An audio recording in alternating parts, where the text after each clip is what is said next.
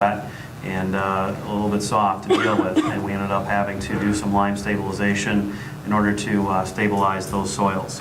The contractor today finished the storm sewer improvements along Greenlee Drive and Lyford Road, and they're currently completing the removals of the Illinois 173 median, which will allow for our lengthened left turn lane to be constructed. And they've been pushing conduit for signals. We have foundation steel for signals on site. They've done a little bit of the underground work for the signals and handholds, and we have some handholds on site as well. Through this process, it's been necessary to relocate an existing telephone pole that's located on the northwest corner of Lyford Road and 173, and we've been working with ComEd literally over the last 6 months to facilitate its removal, and we're very close to having it moved. This pole is actually located within an easement, a private highway easement that is actually owned by ComEd. Normally when a utility is in a village right-of-way, the utility has to pay for its relocation. It's a guest in the right-of-way. We do not have that situation with this pole. We're crunching the final numbers and going back and forth with ComEd. However, it looks like the relocation of this pole is going to be somewhere in the area of about $40,000. It actually takes three-phase power and dives it underneath the ground to cross the Commonwealth Edison High Line. So it's a very large cost, and again, we're drilling down on that final number, but we expect to have a contract for the village president to sign here to relocate that pole and facilitate the construction along. Second project I'll report on this evening is safe routes. The work along Windsor is complete except with the exception of the lighted crosswalks. The contractor is currently working on the south side of Ralston Road on the sidewalk improvements in there. Expect to have pours going on this week. And unfortunately, we have a few issues with the sidewalks on the north side of the road. Some of those will have to be removed and replaced, and we expect that work to happen over next weekend. Third project is McKnight Meadows. The interconnection of the storm sewers across its cul-de-sacs have been completed. The contractor currently has about 60% of the infiltration trench along Brianna Way constructed. I expect the construction of the infiltration trench to be completed by week's end, and the contractor to have restoration and the sidewalk replacement by next week. So really by the end of next week, we could be 100% complete with that project. It's gone very well so far. On Anna Avenue, our curb and gutter pours are complete with the exception of one radius return at Anna and Elkhorn. We actually have a telephone pole that needs to be relocated, not at your cost, at ComEd's cost at that corner. We have a little bit of curb work that needs to be poured. The contractor has been placing stone and actually has a little bit of miscellaneous concrete work to do around some inlets left. They've also been doing some rough grading in the lawns that will take us through this week.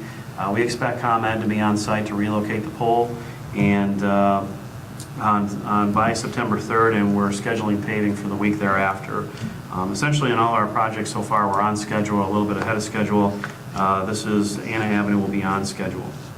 On Wesley Road, we have unfortunately found that the gas mains are deeper than expected. Typically, when we design a project, we're trying to avoid the gas mains 2.5 to 3.5 feet below grade. These gas mains sit 4.5 to 5 feet below grade. They are in conflict with our storm sewer alignments going down Wesley vertically. I went back and tried to see if there's anything I can do design-wise to avoid the gas mains, and there simply isn't. We're basically as shallow as we can be with the storm sewer, and we're tying into an existing point in Harlem. I can't go any deeper, and I can't go any shallower. So we are, at this point, kind of not on hold. We have some things that need to be done, but we're going to be probably holding a week or two waiting for NICOR to get out of our way. NICOR has been very diligent responding back to us. We notified them last Thursday. They already are designed to relocate their gas mains. However, in the meantime, we'll be reconnecting water services along the water mains along Wesley, Everett, and Phoenix. And we will be starting the storm sewer work from Harlem Road up to Everett Road, and the storm sewer work along Everett Road. We don't actually hit our first conflict with the gas main until south of Everett Road. Once that's done, the contractor will go in and core out those streets to try to get ahead, stay ahead of the construction season. We're on schedule on that project, but we're probably going to get pushed back due to the gas conflicts. The Illinois 251 Service Drive projects, we conducted the pre-construction meeting today. We'll pass out notifications to the affected residents this week. Contractor will be beginning work at the end of the week and want to pass along our thanks to IDOT District 2 They came back with a position that the village will not require a permit to do the work from District 2, which saves you guys some dollars in the fact that permits cost money. Resurfacing, our scheduling, our pre-con this week. Loves Park, we're trying to coordinate Anna Avenue, the paving of Anna Avenue with Loves Park, because they're going to kind of do the same thing that we are for our section of Anna. They opened their bids today. I don't know who their responsive bidder is. They will have an award next week. Also for the McKnight project, I'd like to get everything done up in McKnight and then resurface Bluebonnet Road and Miller Lane before or after the McKnight improvements are complete. So I think we're probably looking at a beginning date of the first week of September to start the resurfacing, and we'll certainly be passing along more information as it comes available. To supplement Greg's report regarding the flood demos, the contractor is currently working at 8213, 8610, and 15 Wilshire. Our date of substantial completion is 8/21, which is this Wednesday. The contractor will have those done before the substantial completion date. The restoration is coming in very nice on the projects, or the properties that they've already done the restoration on. And the contractors indicated they're going to stay on site now and get our next round done, so we'll be well ahead of schedule. As Greg mentioned, they'll be done by the end of the week, so we'll be well ahead of schedule on that project. One item I'd like to pass along to you, a resident stopped by and actually called the contractor and thanked him for being courteous, thanked him for having the trucks go slow, their trucking companies going slow through the neighborhoods, and that's nice to hear when we're doing something right. 2013 crack filling, we talked about that this evening at the Public Improvement and Safety Committee. We'll be moving on that in the next few weeks. Anticipate 2.5 to 3.5 miles total crack filling can be completed this year. And then finally, the North Park Public Water District, in conjunction with IDOT 173 improvements, needs to relocate some water main. Construction on that water main will be starting on Wednesday. The water main is actually at the south end of Mullenshire Way, which is Wexford Place. They will be constructing about 400 feet to 500 feet of new water main, and the purpose of this is to allow the 16-inch water main along 173 to remain in service as 173 is reconstructed, so that the buildings that are being put in and out at Park 90 will remain in water service during the whole 173 reconstruction. That's all I have this evening, Your Honor. Thank you. Thank you, Chris. Next, we have Public Safety Coordinator Rocco Wagner. Thank you, Your Honor. From the period of August 1st through the 15th, the Sheriff's Department responded to 892 calls for service, made 294 traffic arrests, which included 6 DUI arrests and 41 criminal arrests. That's all I have, sir. Thank you, Rocco. Next, we have committee and trustee reports.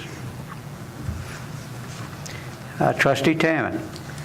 Yes, thank you, Mr. Mayor. The Public Improvement and Safety Committee met tonight. 2 resolutions are moving to the board on September 3rd with a positive recommendation, and there was 1 policy approved. Thank you. Thank you, Trustee Taman. Trustee Beck. Thank you, Your Honor. This evening, the Administration and Finance Committee met and reviewed and approved warrants, and also moved 1 ordinance to the September 3rd board meeting with a positive recommendation. And if I could for a minute, take a special thank you to Chris Tompkins. Some time ago, I contacted Chris about a resident in my district, and he was having some problems with his drainage area, and he wanted to improve it, actually, and make it more comfortable for him to mow his property.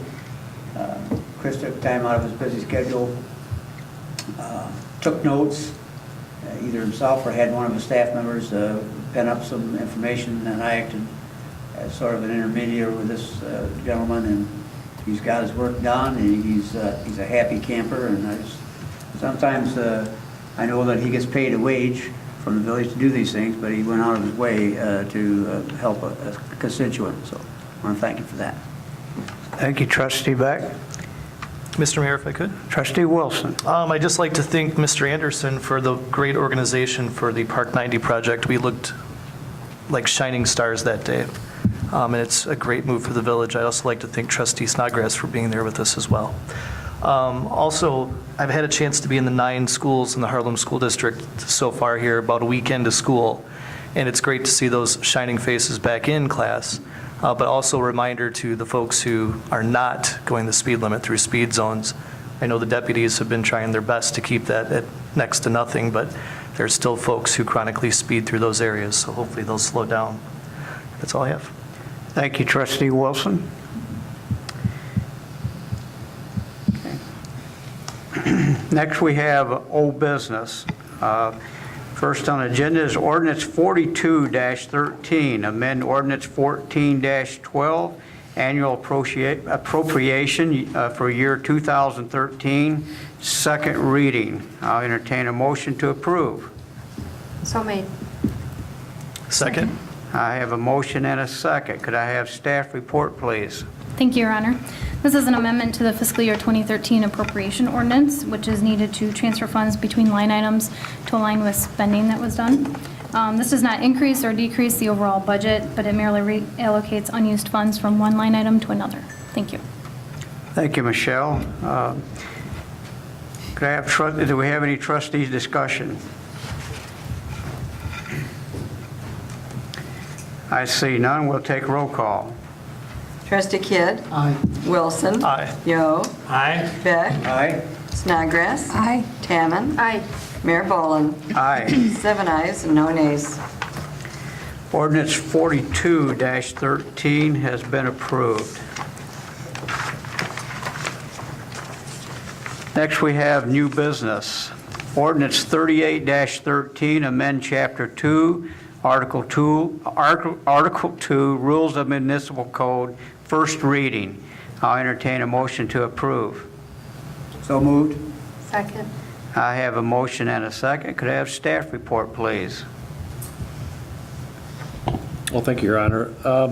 This ordinance amends the code section 2.201, order of business, as it pertains to this meeting.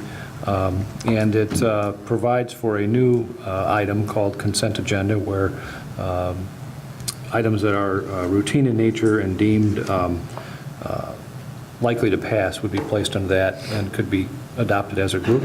In addition to that, other has been eliminated. And that is the updated order of business that will be applied to this meeting. Thank you. Thank you, Tim. Is there any trustee discussion? I see none. We'll take roll call.